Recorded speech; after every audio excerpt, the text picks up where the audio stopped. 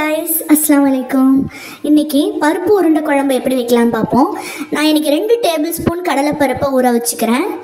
ஒரு 1/2 கப் துவரம் பருப்பை ஊற வச்சுக்கிறேன். 2 பருப்பும் 1 மணி நேரமாச்சும் கண்டிப்பாக ஊறணும். அதோட ஒரு நெல்லிக்காய் சைஸ் புளியை ஊற வச்சுக்கிறேன். இப்போ 1 மணி நேரம் பருப்பு நல்லா ஊறிடுச்சு.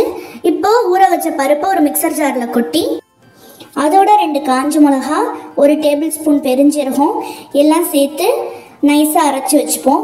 ரொம்ப சாஃப்டாகவும் இருக்கக்கூடாது, ரொம்ப குறப்பாகவும் இருக்கக்கூடாது, மீடியமான டெக்ஸ்சரில் அரைச்சி வச்சுக்கோங்க. இப்போ ஒரு மீடியம் சைஸ் ஆனியனை கட் பண்ணி சேர்த்துக்கோங்க.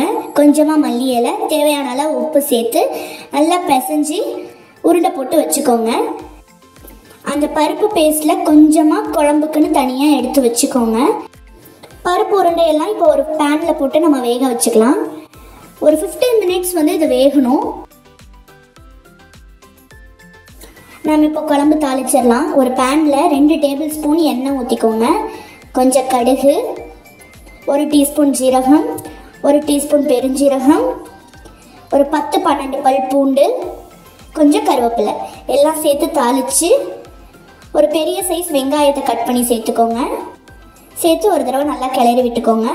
இப்போ 1 டேபிள் ஸ்பூன் மிளகாய்த்தூள், 3 டேபிள் ஸ்பூன் குழம்பு மல்லித்தூள் எல்லாத்தையும் சேர்த்து நல்லா ஒரு தடவை கிளறி விட்டுக்கலாம். எல்லாம் நல்லா மிக்ஸ் ஆகிற அளவுக்கு கிளறி விட்டுட்டு இப்போ ஒரு பிக் டொமேட்டோ நான் கட் பண்ணி சேர்த்துக்கிறேன். நல்லா டொமேட்டோ மேஷ் ஆகிற அளவுக்கு கிளறி விடுங்க. நம்ம தனியாக எடுத்து வச்சுருந்தோம்னா பேஸ்ட்டு, அதையும் இதில் சேர்த்துக்கோங்க. சேர்த்துட்டு ஒரு தடவை நல்லா மிக்ஸ் பண்ணி விட்டுருங்க.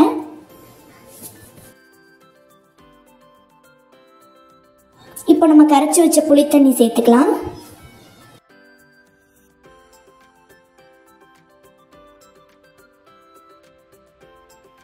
உங்களுக்கு எந்த கன்சிஸ்டன்சி வேணுமோ அதுக்கேற்ற மாதிரி வாட்டர் ஆட் பண்ணிக்கோங்க. தேவையான அளவு உப்பு எல்லாம் ஆட் பண்ணி குழம்பு நல்லா கொதிக்க விடுங்க. இப்போ 15 நிமிஷம் ஆயிடுச்சு. உருண்டையெல்லாம் நல்லா வெந்தாச்சு.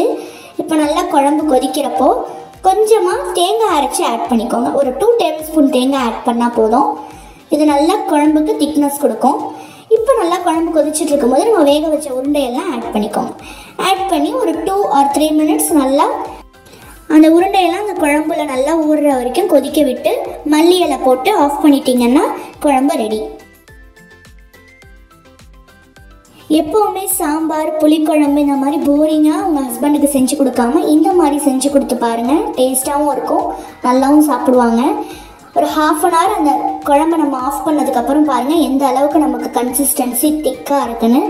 பார்க்கும் போதே நல்லா டெம்டிங்காக மவுத் வாட்டரிங்காக இருக்குல்ல. இதை சுட சுட சாதத்தில் இந்த குழம்பை ஊற்றி இந்த உருண்டையை கொஞ்சம் புட்டு சாப்பிட்டோம்னா செம்ம டேஸ்ட்டாக இருக்கும். இதுக்கு தனியாக நம்ம சைட் டிஷ் பண்ணணுங்கிற அவசியமே கிடையாது. இந்த உருண்டைகளே போதும். உங்கள் ஹஸ்பண்டுக்கு இதே மாதிரி சூப்பரான லஞ்சாக செஞ்சு கொடுத்து அசத்துங்க. நெக்ஸ்ட் வீடியோவில் மீட் பண்ணலாம். பாய்.